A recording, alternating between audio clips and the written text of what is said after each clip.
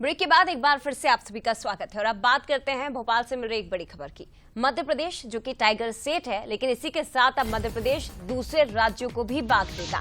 राजस्थान, ओडिशा, छत्तीसगढ़ बाघों को भेजा जाएगा। एनटीसीए से इसकी मंजूरी भी मिल गई है। बता दें आपको कि तीनों राज्यों ने तीन बाघ और एक बाघिन की मांग की है।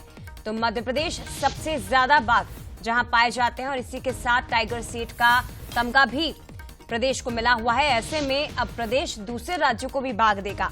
राजस्थान, ओडिशा, छत्तीसगढ़ ने तीन बाघ और एक बाघिन की मांग मध्य प्रदेश से की है। राजस्थान, ओडिशा और छत्तीसगढ़ ने बाघ बाघिन मांगे हैं। मध्य प्रदेश में सबसे ज्यादा 785 बाघों की मौजूदगी है। जिस तरह से प्रदेश में बाघों का संरक्षण किया जाता है, तो ऐसे में अब देखिए प्रदेश में भी बाघ, यहाँ तो उनका संरक्षण हो ही रहा है, लेकिन इसके साथ ही अब दूसरे राज्य जो हैं वो भी मध्य प्रदेश से बाघ बाघिन की डिमांड कर रहे हैं, जिसमें राजस्थान, ओडिशा और छत्तीसगढ़ शामिल हैं। तो ये महत्वपूर्ण खबर इस वक्त की आपको बता रहे हैं कि मध्य प्रदेश अब दूसरे राज्यों को भी बाघ देने के लिए तैयार है। सीधे रुख करते हैं, रंजना दुबे हमारे साथ इस वक्त लाइव जुड़ गए हैं।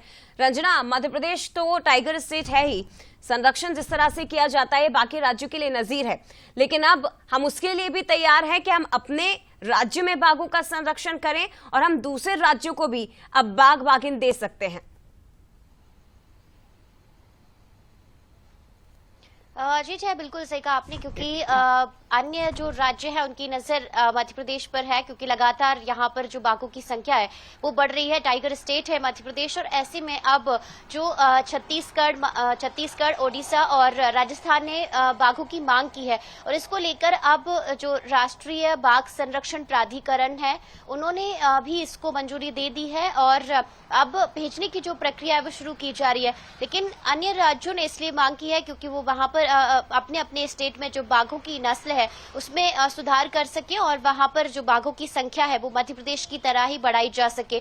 और इसको लेकर पहले वन विभाग ने राष्ट्रीय बाघ संरक्षण प्राधिकरण यानी एनटीएसी से अनुमति मांगी थी, और उनकी अनुमति मिलने के साथ ही अब ये जो प्रस्ताव है वो शासन को भेज दिया गया है, और अनुमति मिलने के साथ ही जो प्रक्रिया है वो लगातार भेजने को लेकर तैयारी कर ली गई है। लेकिन जैसे ही शासन की तरफ से हरी झंडी मिलेगी उसके तुरंत बाद ही ये जो बाघ भेजने का जो काम है वो तारीख है वो तय की जाएगी कि आखिर कब यहाँ पर इन तीन राज्यों में बाघ भेजे जाएंगे। तो कुल मिलाकर जिस तरीके से जय पहले डॉक्टर मोहन यादव सीएम ने कहा था कि अपने यहाँ पर जिस तरीके से बाघ है तो इनको जो राष्ट्रीय उद्यान और अलग अलग जो अभ्यारण्य है वहां पर भेजा जाएगा, और अलग अलग राज्यों में भी जो अगर मांग की जाती है तो उनको दिए जाएंगे, हस्तांतरित किए जाएंगे। और अब इसी कड़ी में जब मांग की गई है तो इन राज्यों में जल्द ही जो बाघ है वो भेजे जाएंगे। हालांकि प्रक्रिया शुरू हो गई है, लेकिन वक्त तय होगा, तारीख तय होगी कि आखिर कब वहां पर ये जो तीन बाघ है भेजे जाएंगे, और सीएम हरी झंडी दिखाएंगे, और उसके बाद ही इन राज्यों को जो बाघ है वो दिए जाएंगे। निश्चित तौर पर, और ये मध्य प्रदेश के लिए भी महत्वपूर्ण बात है क्योंकि सबसे अधिक बाघ प्रदेश में पाए जाते हैं। ऐसे में हम दूसरे राज्यों को भी बाघ दे रहे हैं। प्रोसेस इस दिशा में शुरू कर दी गई है। फिलहाल शुक्रिया आपका रंजना जानकारी के लिए। और इधर दूसरी तरफ विशाल तिरंगा यात्रा